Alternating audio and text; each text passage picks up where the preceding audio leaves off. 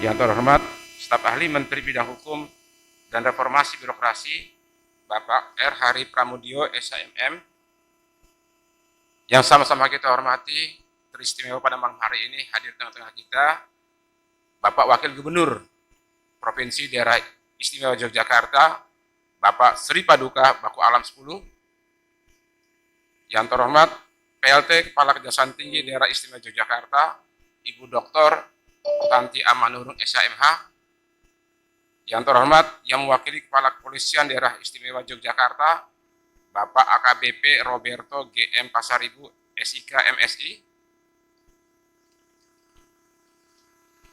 yang terhormat Kepala Biro Bina Pemberdayaan Masyarakat Sekretariat Daerah Provinsi DIY Yogyakarta, Bapak Sukamto SHMH, yang terhormat Panewu, baik yang hadir secara offline maupun yang hadir secara online, yang terhormat Lurah, baik yang hadir secara offline maupun yang hadir secara online, yang terhormat pula Ketua BPKL, baik yang hadir secara offline maupun yang hadir secara online,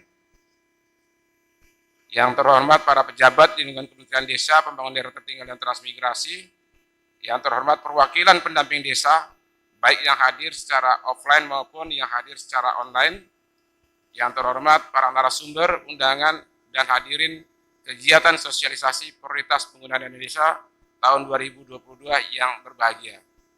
Assalamualaikum warahmatullahi wabarakatuh. Selamat malam, salam sejahtera untuk kita semua. Salam, Om Swastiastu, Nama Budaya, salam kebajikan, dan salam Pancasila. Puji syukur kita panjatkan kehadirat Tuhan Yang Maha Esa, karena atas rahmat dan hidayahnya kita dapat hadir dalam acara pembukaan sosialisasi prioritas penggunaan dana desa tahun 2022 di tempat ini dalam keadaan sehat walafiat. Pada kesempatan ini, izinkan kami melaporkan pada Bapak Menteri Desa Pembangunan Daerah Tertinggal dan Transmigrasi hal-hal yang berkaitan dengan penyelenggaraan kegiatan ini sebagai berikut. Pertama, dasar penyelenggaraan, yaitu 1. Peraturan Presiden Nomor 85 Tahun 2020 tentang Kementerian Desa Pembangunan Daerah Tertinggal dan Transmigrasi.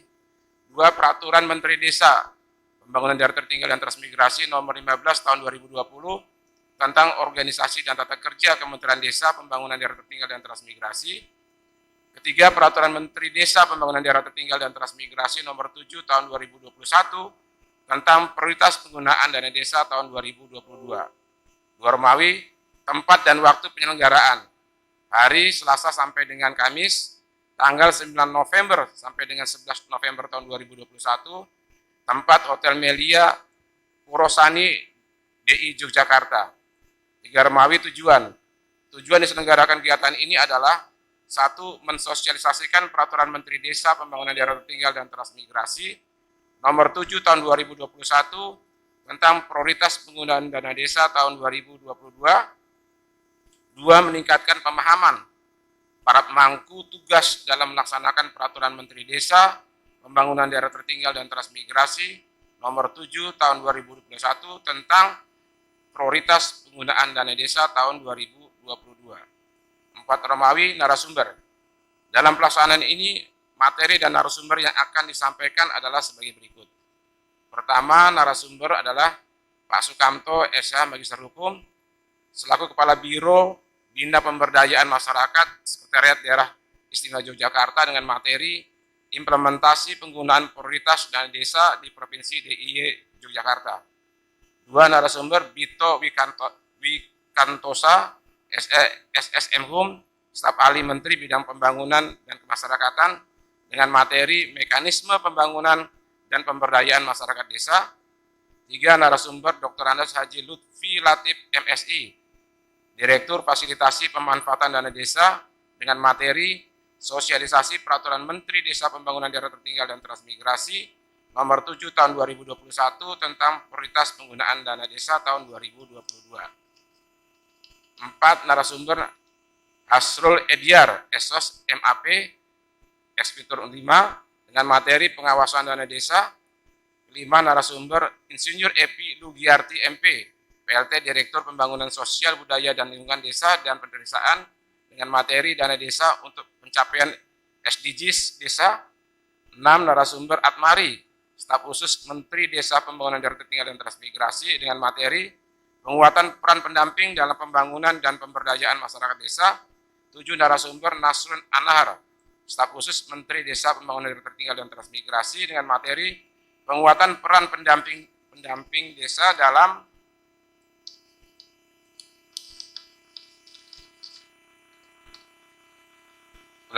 penguatan peran pendamping desa. Kemudian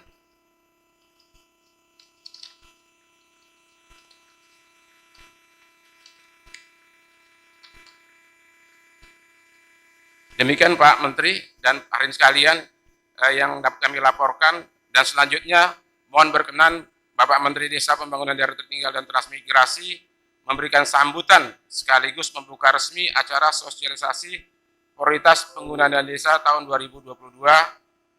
Mohon maaf apabila dalam pelaksanaan terdapat hal-hal yang tidak berkenan di hati Bapak Ibu sekalian. Saya akhiri ucapan billahi taufiq wal hidayah. Assalamualaikum warahmatullahi wabarakatuh.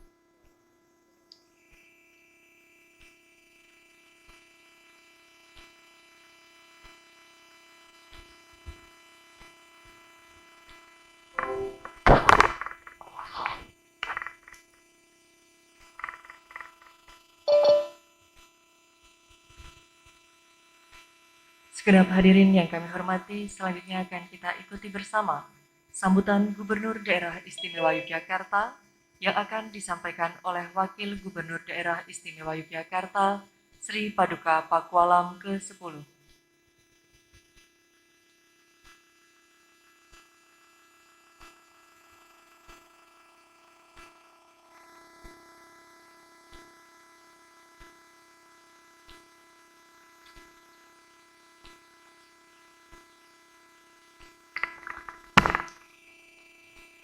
Bismillahirrahmanirrahim. Assalamualaikum warahmatullahi wabarakatuh. Salam sejahtera dan salam sehat bagi kita semua. Yang terhormat Menteri Desa, Pembangunan Daerah Tertinggal dan Transmigrasi Republik Indonesia, Bapak Dr. Honoris Causa Abdul Halim Iskandar, beserta Ibu Dr. Anda Lili Umi Nasriah, Magister Pendidikan, dan yang saya hormati dan saya muliakan seluruh tamu undangan yang hadir online maupun offline, yang mohon maaf tidak kami sebutkan satu persatu. Mohon izin pada kesempatan ini membacakan sambutan Gubernur Daerah Istimewa Yogyakarta. Gubernur Daerah Istimewa Yogyakarta. Sambutan sosialisasi peraturan Menteri Desa, Pembangunan Daerah Tertinggal dan Transmigrasi nomor 7 tahun 2021 tentang prioritas dana desa tahun 2022. Yogyakarta, 9 November 2021. Assalamualaikum warahmatullahi wabarakatuh. Salam sejahtera bagi kita semua.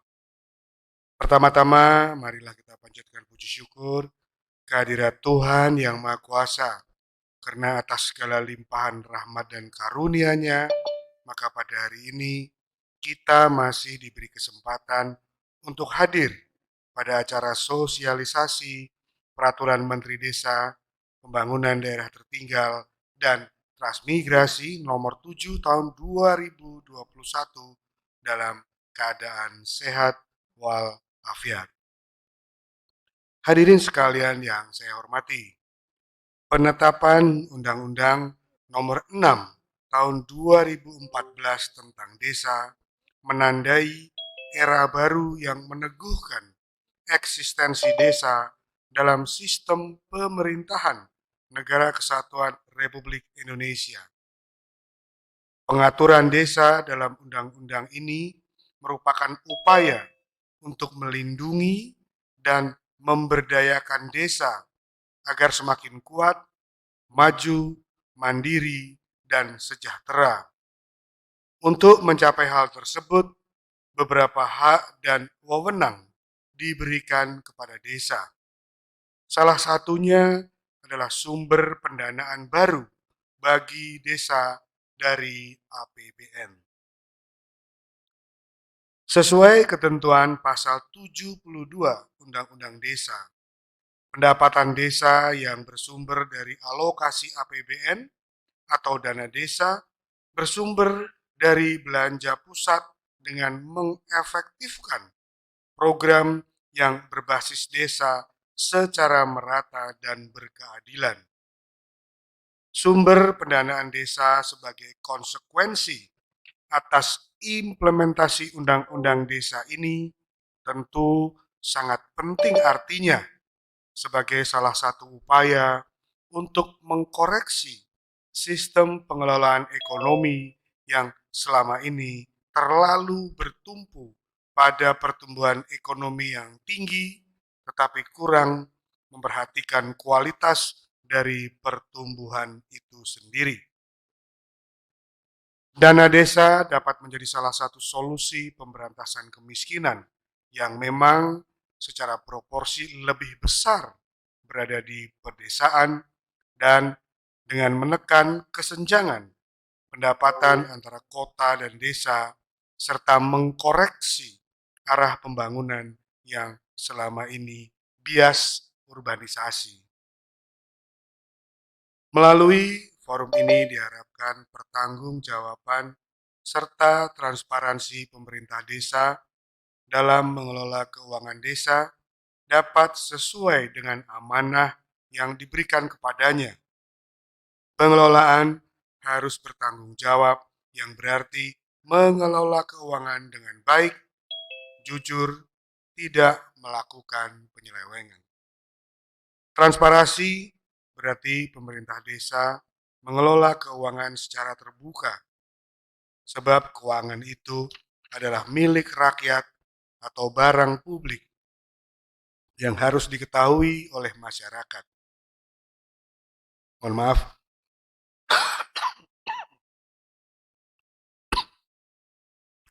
Pemerintah desa wajib menyampaikan informasi secara terbuka kepada masyarakat. Keterbukaan berarti sama dengan akuntabilitas. Demikian yang dapat saya sampaikan. Semoga aparatur kita dapat selalu mewujudkan pertanggungjawaban dana desa secara transparan dalam rangka mewujudkan pemerintah desa yang bersih, berwibawa, dan akuntabel dalam rangka good governance. Sekian, terima kasih. Wassalamualaikum warahmatullahi wabarakatuh. Yogyakarta, 9 November 2021. Gubernur Daerah Istimewa Yogyakarta ditandatangani Hamengkubuwono ke-10. Demikian Bapak Ibu telah kami bacakan sambutan Gubernur Daerah Istimewa Yogyakarta. Terima kasih atas perhatiannya. Assalamualaikum warahmatullahi wabarakatuh.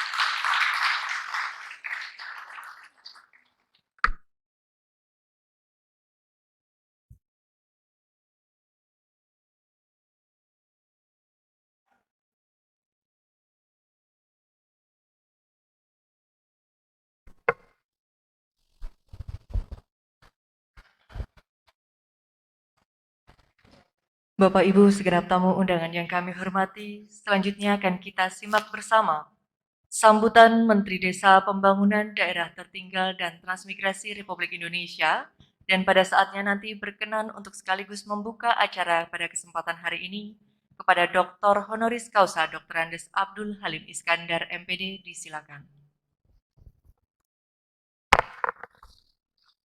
Assalamualaikum warahmatullahi wabarakatuh.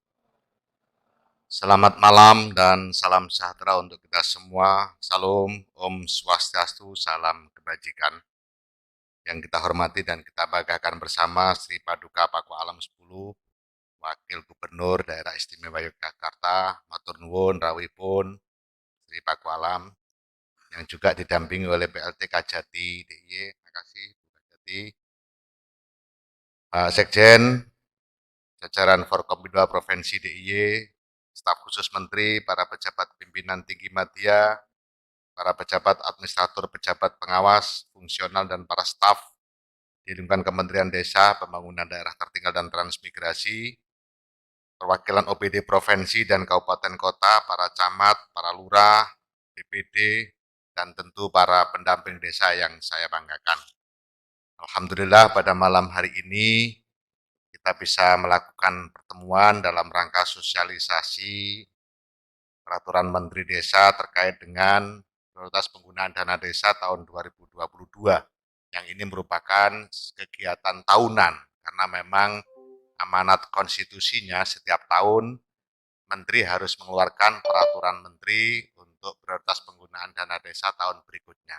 Karena memang diharapkan akan lebih tepat sasaran meskipun kita punya kebijakan yang makro terkait arah kebijakan pembangunan desa di Indonesia. Bapak Ibu sekalian yang saya hormati, kebijakan prioritas penggunaan dana desa menjadi kewenangan Menteri Desa, Pembangunan Daerah Tertinggal dan Transmigrasi sebagaimana diamanatkan dalam Peraturan Pemerintah Nomor 60 Tahun 2014 tentang dana desa yang bersumber dari anggaran pendapatan dan belanja negara. Dalam perumusan kebijakan prioritas penggunaan dana desa, Kementerian Desa, Pembangunan Daerah Tertinggal dan Transmigrasi selalu mempertimbangkan input kebijakan yang datang dari banyak pihak, mulai dari internal pemerintah, pemerintah daerah, pemerintah desa, pegiat desa, mitra pembangunan, serta data-data lapangan yang dilaporkan secara periodik oleh pendamping desa. Khusus terkait dengan data lapangan ini, kami di Kementerian Desa terus melakukan upaya untuk bisa real time. Artinya apa yang terjadi di desa hari ini bisa dilakukan pembaruan data. Karena pada prinsipnya semua kebijakan akan tepat ketika didasarkan pada data. Nah, data yang tepat akan mempengaruhi kebijakan yang tepat. Itulah makanya kita ingin terus pembaruan data di desa dilakukan secara maksimal. Dan dengan itulah maka kami berkomitmen untuk memberikan arah bagi penggunaan dana desa tetap berdasarkan pada kebutuhan warga desa, bukan keinginan. Ini juga menjadi prinsip yang selalu kita kedepankan. Jangan sampai perencanaan pembangunan itu seperti yang sudah beberapa tahun yang lalu awal-awal digulirkannya dana desa, penggunaan dana desa didasarkan pada perencanaan didasarkan pada keinginan, bukan kebutuhan, bukan masalah. Kepala desa kepingin sesuatu di depan rumahnya, tokoh masyarakat, takmir masjid juga kepingin di depan rumahnya yang didahulukan untuk membangun infrastruktur jalan, kemudian ketua BPD juga begitu, semua menuntut agar depan rumahnya didulukan karena memang baru pertama kali diterapkan dana desa. Akhirnya tetap berjalan bagus, tidak melanggar undang-undang buka jati, karena memang boleh, tapi masalahnya ketika difoto dari udara itu lucu. Depan rumah kepala desa ada jalan, kemudian rusak lagi, tidak karu-karuan, baru ada bagus lagi di depan masjid. Rusak lagi, agak ke dalam di depan rumah ketua BPD. Nah, artinya apa? Dari sisi pemanfaatan dana desa tidak ada yang salah, betul. Memang digunakan untuk infrastruktur, tapi kemudian dari sisi dampak yang akan dihasilkan itu masih jauh dari harapan. Itulah makanya kita terus berharap dan terus menggerakkan agar pembangunan di desa betul-betul direncanakan berdasarkan pada kebutuhan. Bapak Ibu sekalian yang saya hormati, sejak tahun 2021 Kementerian Desa, Pembangunan Daerah Tertinggal dan Transmigrasi menetapkan SDGs Desa sebagai upaya terpadu percepatan pencapaian tujuan pembangunan berkelanjutan sebagaimana diatur dalam Peraturan Presiden Nomor 59 Tahun 2017 tentang pencapaian tujuan pembangunan berkelanjutan. SDGs Desa mengarahkan pembangunan desa berjalan di atas prinsip no one left behind. Tidak boleh ada satupun yang terlewatkan. Pembangunan yang tidak meninggalkan satu orang pun yang terlewatkan dalam aktivitas pembangunan. Pembangunan desa yang tidak menyisakan satu warga desa pun yang tidak dapat menikmati hasil pembangunan desa. Karena memang skalanya desa, skala mikro. Jadi kalau ada 4.000 warga desa, maka diharapkan 4.000 warga desa tadi paling tidak ikut merasakan bahwa dana desa memang hadir. Meskipun tidak langsung menikmati manfaat dari dana desa. Karena kebetulan misalnya warga masyarakat yang kelas menengah ke atas mungkin tidak begitu peduli dengan adanya dana desa. Tetapi mereka tahu bahwa dana desa hadir dan kemudian memberikan kemudahan bagi warga masyarakat. Itulah makanya kita selalu bicara no one left behind. Tidak ada satupun warga desa yang terlewatkan. Baik dalam artian merasakan manfaat dari dana desa maupun merasakan manfaat kehadiran adanya dana desa di desa-desa itu. SDG Desa memiliki 18 tujuan dengan 222 indikator pemenuhan kebutuhan warga, pembangunan wilayah desa, serta kelembagaan desa. 18 tujuan itu meliputi desa tanpa kemiskinan. Ini yang menjadi prioritas hari ini. Pak Presiden sudah menggulirkan agar tahun 2024 Indonesia masuk pada posisi 0% miskin ekstrim. Dan itu akan sangat tepat ketika didekati dengan menggunakan pendekatan level desa dan data yang digunakan data mikro. Yang kedua, desa tanpa kelaparan. Yang ketiga, desa sehat sejahtera. Yang keempat, pendidikan desa berkualitas. Yang kelima, tujuan kelima, keterlibatan perempuan desa.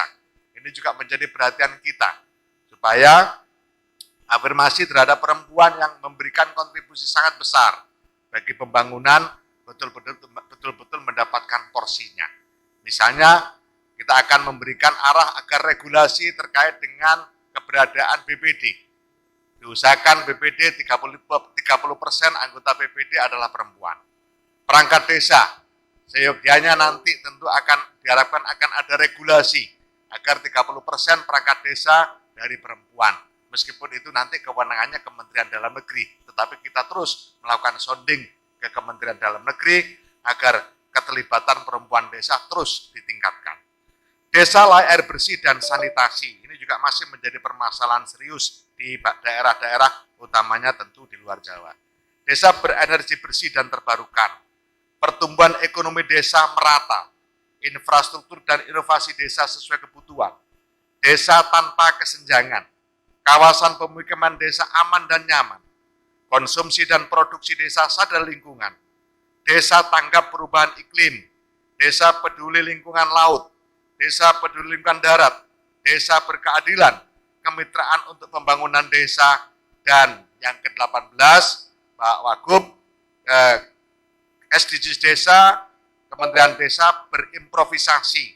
Pada umumnya, kenyataan yang ada, SDGs itu 17 goals. Kemudian tujuan pembangunan berkelanjutan Perpres 59 2017 juga 17 goals. Tapi khusus untuk SDGs Desa kita tambahi satu lagi, yaitu kelembagaan desa dinamis dan budaya desa adaptif. Tentu ini merupakan kunci keberhasilan yang merupakan improvisasi dari desa, dari Kementerian Desa, karena kita ingin, Pak Wagub, perencanaan pembangunan di desa betul-betul bertumpu pada akar budaya. Jangan sampai kita merencanakan pembangunan, melaksanakan pembangunan, tercerabut dari akar budayanya. Itu sangat membahayakan kelestarian budaya kita. Sementara Indonesia sudah sangat dikenal sebagai negara yang sangat berbineka. Itulah makanya kelembagaan dinamis dan budaya desa adaptif menjadi salah satu goals di mana kita harapkan kearifan lokal terus dikembangkan. Jangan sampai ada regulasi dengan adanya undang-undang desa kemudian merusak desa adat. Jangan sampai ada undang-undang desa kemudian berbagai adat istiadat yang bagus-bagus tercerabut dari akarnya. Ini harus kita jaga betul. Itulah makanya SDGs Desa menambahkan goals yang ke-18 yaitu kelembagaan desa dinamis dan budaya desa adaptif. Bapak Ibu sekalian yang saya hormati, pencapaian tujuan-tujuan SDGs sebagai arah kebijakan pembangunan desa sudah barang tentu mencakup pemanfaatan dana desa. Oleh karena itu, kebijakan prioritas penggunaan dana desa diarahkan untuk pencapaian tujuan-tujuan SDGs desa melalui yang pertama, pemulihan ekonomi nasional sesuai kewenangan desa. Harus kita pahami betul bahwa dana desa adalah APBN. Oleh karena itu, tidak bisa kebijakan pembangunan desa tidak bertumpu pada kebijakan nasional. Pemulihan ekonomi nasional, pasti, karena itu sudah menjadi target strategi pembangunan nasional. Tapi kita turunkan pada level desa. Yang kedua, program prioritas nasional juga kembali sesuai kewenangan desa. Dan yang ketiga, mitigasi dan penanganan bencana alam dan non-alam juga sesuai dengan kewenangan desa. Penggunaan dana desa untuk pemulihan ekonomi nasional, diantaranya dapat mencakup kegiatan penanggulangan kemiskinan untuk mewujudkan desa tanpa kemiskinan, pembentukan, pengembangan, dan peningkatan kapasitas pengelolaan badan usaha milik desa atau badan usaha milik desa bersama untuk pertumbuhan ekonomi desa merata. Pembangunan dan pengembangan usaha ekonomi produktif yang diutamakan dikelola badan usaha milik desa, badan usaha milik desa bersama untuk mewujudkan konsumsi dan produksi desa sadar lingkungan. Adapun penggunaan dana desa untuk program prioritas nasional sesuai kewenangan desa meliputi pendataan desa. Jadi kita tetap minta tiap tahun dilakukan pemutakhiran data. Meskipun pada hakikatnya proses pemutakhiran data tidak harus menunggu sekian minggu, sekian bulan, bahkan sekian tahun. Setelah nanti data-data desa tertangani dengan bagus, maka kita harapkan update data desa dilakukan setiap saat. Hari ini ada penambahan warga desa, besok sudah ditambahkan data kependudukan, ada penambahan warga baru dan seterusnya. Yang kedua, pengembangan desa wisata untuk pertumbuhan ekonomi desa merata. Ini DIY ini luar biasa terkait dengan desa wisata. Yang ketiga, penguatan ketahanan pangan nabati dan hewani. Untuk itulah hari ini kita juga sedang melakukan pilot project atas peternakan terpadu berkelanjutan. Ini dalam rangka untuk meningkatkan ketahanan pangan nabati dan hewani untuk mewujudkan desa tanpa kelaparan. Pencegahan stunting untuk mewujudkan desa sehat dan sejahtera. Pengembangan desa inklusif untuk meningkatkan keterlibatan masyarakat secara menyeluruh dalam pembangunan desa. Sedangkan penggunaan dana desa untuk mitigasi, meliputi mitigasi dan penanganan bencana alam, mitigasi dan penanganan bencana non-alam, termasuk COVID hari ini, serta bantuan langsung tunai dana desa untuk mewujudkan desa tanpa kemiskinan. Selalu saya ditanya, Pak Menteri, apakah tahun 2022 masih untuk COVID? Iya, mutlak. Selagi bencana non-alam ini masih ditetapkan sebagai masih menjadi kondisi bencana non-alam, maka disitulah dana desa pasti tetap dipakai untuk mitigasi dan penanganan bencana non-alam. Bapak Ibu sekalian yang saya hormati, pandemi COVID-19 mulai dirasakan dampaknya terhadap kehidupan sosial ekonomi masyarakat, tidak terkecuali bagi warga desa. Pandemi COVID-19 telah mengakibatkan terjadinya kontraksi ekonomi, meningkatkan angka kemiskinan, serta meningkatkan kedalaman dan keparahan kemiskinan, baik di perkotaan, lebih-lebih di pedesaan. Hari ini, kondisi kemiskinan ekstrim di Indonesia yang sesuai dengan data dari BPS mencakup 10,9 juta jiwa dan diperkirakan sebanyak 7,3 juta jiwa warga miskin ekstrim tinggal di desa. Jadi benar yang disampaikan Pak Wagub tadi, kemiskinan itu lebih banyak di desa. 10,9 juta warga miskin ekstrim, 7,3 juta warga miskin ekstrim tinggal di desa. Oleh karena itulah, pada kesempatan ini saya menghimbau kepada pemerintah daerah, provinsi maupun kabupaten untuk membantu desa dalam penanganan kemiskinan ekstrim desa. Kepada pemerintah desa agar mencermati betul data-data yang telah dikumpulkan sendiri oleh desa. Kementerian Desa, Pembangunan Daerah Tertinggal dan Transmigrasi akan menyiapkan analisisnya melalui sistem informasi desa. Lalu pemerintah desa tangani kemiskinan ekstrim di desa berbasis individu warga, rumah tangga, dan rukun tetangga. Inilah sejatinya makna dana desa, dari warga, oleh warga, untuk warga.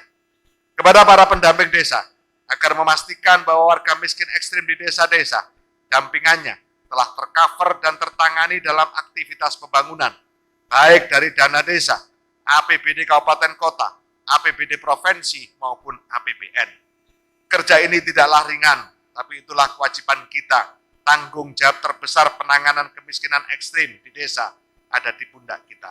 Sungguh sangat berdosa apabila kemiskinan ekstrim masih melabeli warga di 74.961 desa di seluruh Indonesia. Dan untuk itu diperlukan kolaborasi berbagai pihak dalam penanganan kemiskinan ekstrim ini mutlak dibutuhkan. Bukan hanya antar level pemerintahan, tapi juga dengan perguruan tinggi, mitra pembangunan desa, serta stakeholders lainnya. Kementerian Desa telah menyiapkan desa-desa sasaran kegiatan, bahkan individu-individu anggota rumah tangga sasaran dalam kegiatan ini. Misalnya hari ini kita disasar pada 7 provinsi dan 35 kabupaten, sehingga masing-masing provinsi diambil sampel atau pilot project 5 kabupaten. DIY belum masuk, jadi Jawa Tengah, Jawa Timur, Jawa Barat, kemudian Papua, Papua Barat, NTT, Maluku. Ada 7 provinsi. Masing-masing provinsi 5 kabupaten. Ini pilot project. Tapi nanti berikutnya, tahun 2022, pasti akan nambah lagi. Sekitar 200 sekian kabupaten. Sampai 2024, total seluruh kabupaten di Indonesia, seluruh desa di Indonesia harus tertangani sesuai dengan target yang diinginkan Bapak Presiden. Tahun 2024, Indonesia harus 0% kemiskinan ekstrim. Bapak Ibu sekalian, hadirin para undangan yang berbahagia, akhirnya kepada seluruh komponen yang terlibat dalam kegiatan ini, kami sampaikan banyak terima kasih. Semoga ikhtiar kita menjadi bagian dari tapak jalan pembangunan Indonesia menuju Indonesia maju. Semoga dalam kegiatan sosialisasi ini terjadi transfer pengetahuan, khususnya terkait isi kebijakan pembangunan dana desa tahun 2022. Dengan demikian, pembangunan dana desa akan benar-benar berkontribusi terhadap pemulihan ekonomi nasional sesuai kewenangan desa, program prioritas nasional sesuai kewenangan desa, serta mitigasi dan penanganan bencana alam dan non-alam sesuai kewenangan desa. Dan yang sangat mendesak dan urgen adalah dana desa berdampak pada penanganan warga miskin ekstrim di desa. Dana desa akan menjadi bahan bakar kebangkitan ekonomi warga desa, menjadi pemantik pembangunan menuju Indonesia maju. Dan segera 74.961 desa di Indonesia akan menjadi lilin-lilin kecil yang mampu menerangi Indonesia. Dana desa tumbuhkan ekonomi desa. Dana desa mandirikan warga, majukan desa. Dana desa energi kebangkitan desa. Bapak Ibu sekalian yang saya hormati, sebelum saya mengakhiri sambutan ini, saya ingin sedikit berpantun. Yang pertama untuk Paku Alam. Nanti karena untuk Paku Alam saya minta cakepnya yang keras ya.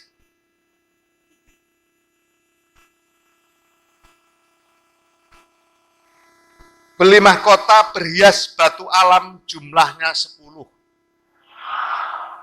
Barangnya khas layak dipakai di singgasana.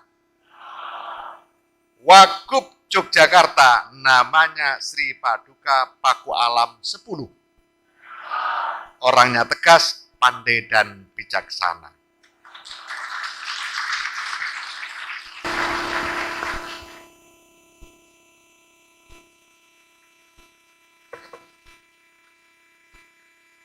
Wah, ini untuk saya sendiri ini. Saya ini kebetulan kan alumni Jogja. Recording in Alumni progress. Jogja. Terus saya dapat istri juga di Jogja. Akhirnya muncul pantun ini. Dari Sukabumi menuju kota Jakarta, nampak bersemi tempat pariwisata. Cintaku bersemi di kota Yogyakarta. Dengan Lili Uminasriah Dindaku yang cantik jelita.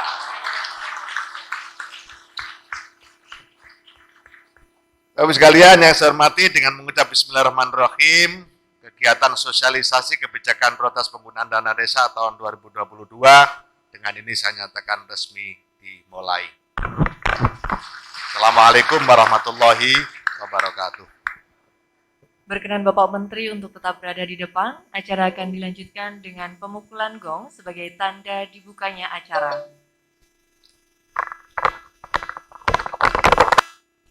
Dan selanjutnya kami undang untuk mendampingi Bapak Wakil Gubernur Daerah Istimewa Yogyakarta dan Bapak Sekretaris Jenderal.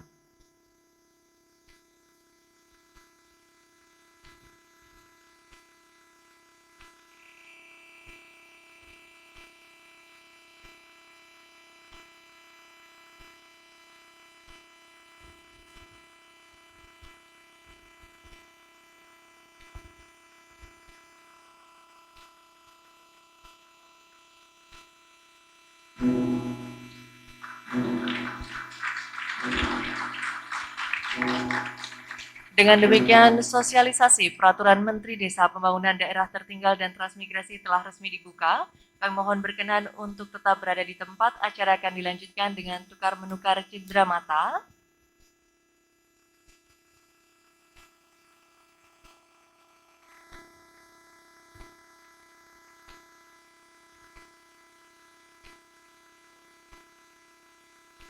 Tukar-menukar cenderamata diawali dari Menteri Desa Pembangunan Daerah Tertinggal dan Transmigrasi kepada Wakil Gubernur Daerah Istimewa Yogyakarta.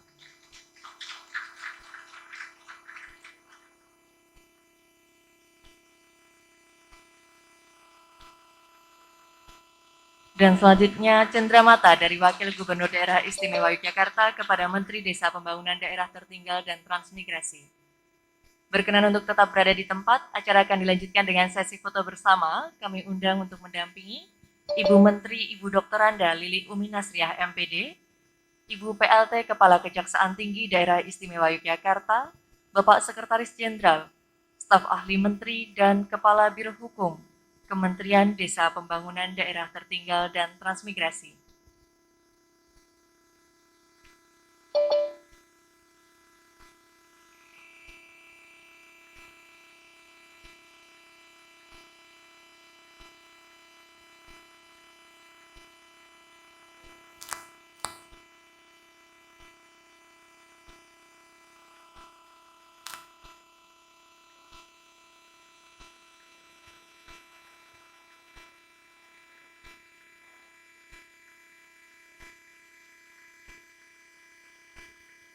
Sesi pengambilan gambar dirasa cukup. Kami ucapkan terima kasih. Selanjutnya kami persilahkan untuk kembali ke tempat.